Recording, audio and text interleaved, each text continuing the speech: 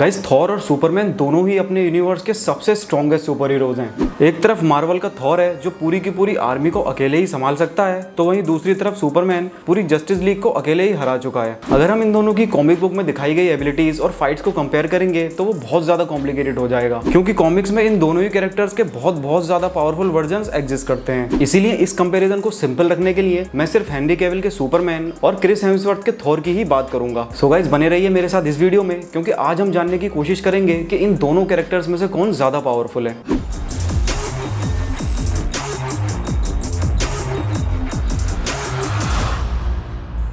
अब इन दोनों की हिस्ट्री और ओरिजिन तो सब जानते ही हैं, इसीलिए डायरेक्ट इनकी पावर्स की बात करते हैं। अगर फिजिकल पावर्स की बात करें तो उसमें ये दोनों ही लगभग एक बराबर हैं। दोनों ही अपनी स्पेशीज के स्ट्रॉन्गेस्ट बीइंग्स हैं, क्योंकि थॉर अपनी एसगार्डियन सिस्टर हेला को बीट कर चुका है और सुपरमैन मैन ऑफ स्टील में जनरल जॉर्ड को हरा चुका है। थॉर ने इन्फिनिटी वॉर में आसानी से थैनोस को बीट कर दिया था और सुपरमैन ने स्टेपनवुल्फ को ऐसे हरा दिया था जैसे वो कोई बच्चा हो, जबकि उससे पहले पूरी जस्टिस लीग टीम मिलकर भी स्टेपनवुल्फ को नहीं रोक पा रही थी। अब अगर ड्यूरेबिलिटी की बात करें तो उसमें सुपरमैन थॉर से थोड़ा सा आगे है। हालांकि दोनों के पास ही जबरदस्त हीलिंग फैक्टर है, लेकिन सुपरमैन उस पे किए गए अटैक्स को थॉर से ज्यादा झेल सकता है। रैग्नारॉक में हेला ने थॉर की एक आंख उड़ा दी थी और इन्फिनिटी वॉर में शुरुआत में ही थैनोस ने थॉर को पीट कर एग्जॉस्ट कर दिया था और आगे उस स्टार की एनर्जी से भी थॉर की बॉडी जल गई थी। लेकिन दूसरी तरफ क्रिप्टोनियन वेपन्स के अलावा कोई और वेपन सुपरमैन को नुकसान नहीं पहुंचा सकता। अब चाहे वो न्यूक्लियर मिसाइल हो, स्टेपनवुल्फ का एक्स हो, बैटमैन की मशीन गन्स हो, एक्वामैन का ट्राइडेंट हो या वंडर वुमन का सर, क्रिप्टोनाइट के अलावा कोई और मटेरियल सुपरमैन की बॉडी को नुकसान नहीं पहुंचा सकता। हालांकि मैजिक सुपरमैन की एक बहुत बड़ी कमजोरी रही है, लेकिन वंडर वुमन के लेसो ऑफ हेस्टिया को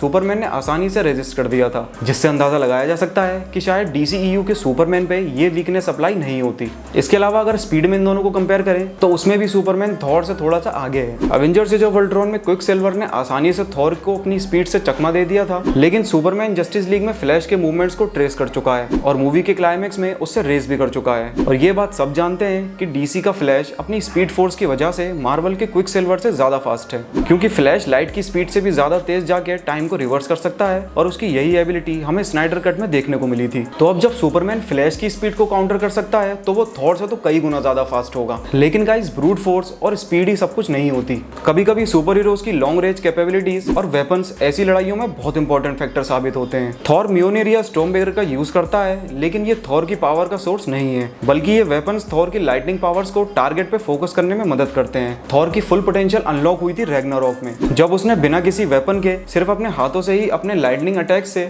हल्क और हेला को हराया था। थॉर की मेन पावर्स हैं वेदर मैनिपुलेशन और इलेक्ट्रोकाइनेसिस। उसका स्टॉर्म ब्रेकर कभी भी बाइफ्रॉस्ट ब्रिज बनाकर उसे टेलीपोर्ट कर सकता है और ये सुपरमैन के लिए एक बहुत बड़ी प्रॉब्लम हो सकती है। सुपरमैन के पास कोई वेपन तो नहीं है, क्योंकि उसकी बॉडी खुद ही एक वेपन है, लेकिन उसकी बॉडी में कई तरह की स्पेशल एबिलिटीज हैं, जैसे एक्सरे विजन जिससे सुपरमैन लेड को छोड़कर किसी भी मटेरियल के आर पार देख सकता है, हीट विजन और फ्रॉस्ट ब्रेथ। लेकिन उसकी ये सारी पावर्स उसे सन के रेडिएशन से मिलती हैं। अगर सुपरमैन ज्यादा टाइम तक सन से दूर रहेगा तो उसकी बॉडी कमजोर होती जाएगी। तो थॉर सुपरमैन को सन से दूर टेलीपोर्ट करके एडवांटेज हासिल कर सकता है, लेकिन सुपरमैन के सेल्स इतना रेडिएशन स्टोर कर लेते हैं जिससे वो हफ्तों तक बिना सन के भी पावरफुल रह सकता है। इसीलिए इतना वीक होने से पहले ही वो अपनी सुपरसोनिक स्पीड से किसी सन तक पहुंच जाएगा। अब बात करें थॉर के स्टॉर्म ब्रेकर की, तो उससे थॉर ने 6 इन्फिनिटी स्टोन्स के अटैक को काउंटर किया था, तो वो आसानी से सुपरमैन के हीट विजन को भी झेल सकता है। इसके अलावा स्टॉर्म ब्रेकर थैनोस की तरह सुपरमैन की बॉडी को कट कर सकता है या नहीं, इसके बारे में कुछ कहा नहीं जा सकता, क्योंकि जाहिर है थैनोस की स्किन सुपरमैन जितनी स्ट्रॉन्ग नहीं है। इन्फिनिटी वॉर में आयरन मैन ने भी उसे जख्मी कर दिया था। इसके अलावा अगर थॉर म्योनिर को सुपरमैन की तरफ फेंकेगा तो इसके भी कई ज्यादा चांसेस हैं कि सुपरमैन उसको होल्ड कर लेगा, क्योंकि गाइस डीसी की वंडर वुमन और सुपरमैन म्योनिर के लिए वर्दी है। सो गाइस मैंने अपने हिसाब से इन दोनों को कंपेयर कर दिया। अब आप मुझे कमेंट में बताएं कि इन दोनों में से कौन ज्यादा पावरफुल है। लेकिन गाइस ये सोचकर कमेंट ना करें कि मैं इस सुपर हीरो का फैन हूं तो वही जीतेगा, क्योंकि किसी सुपर हीरो के फैन आप इसलिए नहीं हो क्योंकि वो सबसे ज्यादा पावरफुल है, बल्कि उस सुपर हीरो का कैरेक्टर डेवलपमेंट, उसके डायलॉग्स और उसके एक्टर की एक्टिंग उसे आपका फेवरेट बनाती है। तो कमेंट करने से पहले इस बात का ध्यान जरूर रखना, और प्लीज मुझे कॉमिक्स का कोई भी रेफरेंस मत देना कि कॉमिक्स में ऐसा हुआ है या वैसा हुआ है। सिर्फ मूवीज को बेस रखते हुए ही अपना विनर डिसाइड करें। जिस कैरेक्टर के लिए ज्यादा कमेंट होंगे उसको विनर मान लिया जाएगा। सो गाइस अगर आपको ये वीडियो अच्छी लगी हो तो इस वीडियो को लाइक और हमारे चैनल को सब्सक्राइब करना ना भूलें।